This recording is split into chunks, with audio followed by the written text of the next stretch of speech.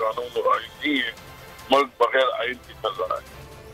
सारी साजिशें बेनकाब हो चुके हैं। जब साथ मिले हुए हैं फारूक हबीब इलेक्शन कमीशन के फैसले पर आग बबूला। कहा जब इलेक्शन कमीशन के पास इख्तियार ही नहीं था तो तारीख कैसे दे दी गई।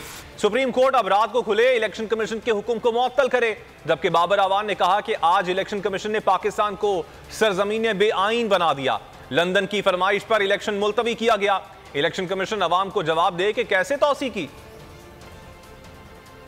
सारी साजिशें बेनकाब हो चुकी हैं, सब साथ मिले हुए हैं। इलेक्शन कमीशन ने 30 अप्रैल की बजाय इंतखाबात को 8 अक्टूबर तक मुलतवी कर दिया है।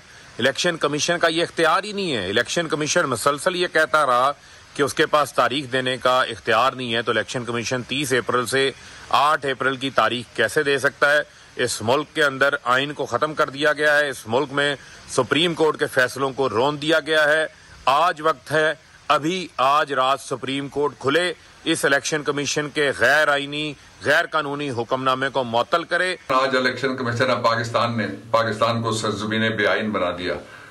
उनके जो सहूलतकार थे वो कह रहे थे, और जो फरमाइश आ रही थी लंदन प्लान वाले बाप बेटी की कि इलेक्शन मुलतवी करो, उन्होंने मुलतवी कर दिया।